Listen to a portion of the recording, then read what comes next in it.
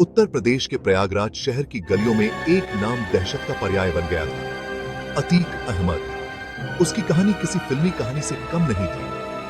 1962 में जन्मे अतीक का बचपन गरीबी और अभावों में बीता।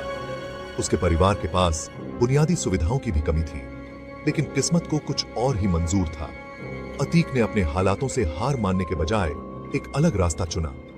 देखते ही देखते ये साधारण सा लड़का क्राइम वर्ल्ड का बेताज बादशाह बन गया। उसकी ताकत और प्रभाव बढ़ते गए। अतीक के क्रिमिनल लाइफ की शुरुआत छोटी मोटी वारदातों से हुई। उसने धीरे धीरे अपने कदम बढ़ाए, लेकिन जल्द ही उसने अपनी एक अलग पहचान बना ली। मर्डर, अपहरण और अन्य गंभीर अपराधों में उसका नाम जुड़ने लगा। रंगदारी। ऐसा कोई क्राइम नहीं था जो अतीक और उसके गुर्गों ने न किया हो। उसकी गैंग का आतंक चारों ओर फैल गया। प्रयागराज और आसपास के इलाकों में उसके नाम की दहशत थी। लोग उसके नाम से ही कांपते थे और उसकी कहानी आज भी लोगों के दिलों में बसी है। अतीक अहमद के आपराधिक सफर की शुरुआत 1969 में एक मर्डर के मामले से हुई। यह मामला इलाहाबाद पश्चिम विधानसभा क्षेत्र से पहली बार निर्वाचित विधायक जवाहर यादव की हत्या से जुड़ा था। इसके बाद तो अतीक ने पीछे मुड़कर नहीं देखा। उसने एक के बाद एक कई वारदातों को अंजाम दिया और देखते ही देखते प्रयागराज का सबसे बड़ा अपराधी बन गया। अपहरण, रंगदारी, अवैध वसूली उसके लिए आम बात हो गई थी। 1989 में अतीक अहमद ने एक नया दांव चला, पॉलिटिक्स में प्रवेश। उसने निर्दलीय उम्मीदवार के रूप में इलाहाबाद पश्चिम विधानसभा सीट से चुनाव लड़ा और जीत हासिल की। इस जीत ने अतीक को एक नई ताकत दी। अब उसके पास कानून का डंडा भी था और क्राइम वर्ल्ड का रसूख भी। उसने अपने पॉलिटिकल इन्फ्लुएंस का इस्तेमाल अपने अपराधों को ढकने और अपने साम्राज्य का विस्तार करने के लिए किया। सेक्शन 4, सत्ता के गलियारों में बाहुबली। पॉलिटिक्स में आने के बाद अतीक अहमद का कद और भी बढ़ गया। उसकी लोकप्रियता और प्रभाव ने उसे एक शक्तिशाली नेता बना दिया। उसने लगातार 5 बार विधानसभा चुनाव जीता, जो उसकी राजनीतिक ताकत का प्रमाण था, और 2004 में समाजवादी पार्टी के टिकट पर फूलपुर लोकसभा सीट से सांसद भी बना।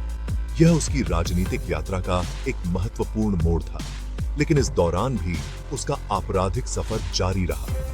उसकी आपराधिक गतिविधियां कभी नहीं रुकी। उसके खिलाफ मर्डर, अपहरण, रंगदारी, जमीन कब्जाने जैसे दर्जनों मामले दर्ज हुए। ये मामले उसकी छवि को और भी विवादास्पद बनाते रहे, लेकिन अपने पॉलिटिकल रसूख और दबंग छवि के कारण वह हर बार कानून के शिकंजे से बच निकलता। उसकी ताकत और प्रभाव ने उसे हमेशा सुरक्षित रखा। सेक्शन 5, कानून के शिकंजे में अतीक।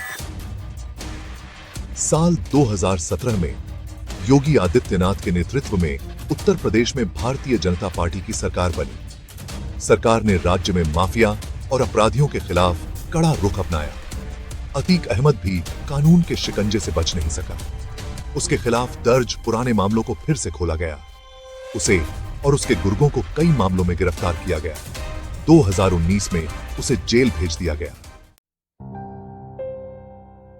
सेक्शन 6, अंत, अपराध और राजनीति का गठजोड़। यह एक ऐसा विषय है जो हमारे समाज के ताने बाने को प्रभावित करता है। अतीक अहमद की कहानी भारत में क्राइम और पॉलिटिक्स के गठजोड़ का एक उदाहरण है। यह दिखाता है कि कैसे अपराधी राजनीतिक ताकत हासिल कर लेते हैं, किस तरह एक अपराधी सत्ता के गलियारों तक पहुंच बना लेता है और अपने प्रभाव का दुरुपयोग करता है और कानून को अपने हाथ में ले लेता है। यह स्थिति हमारे न्याय प्रणाली की कमजोरी को उजागर करती है।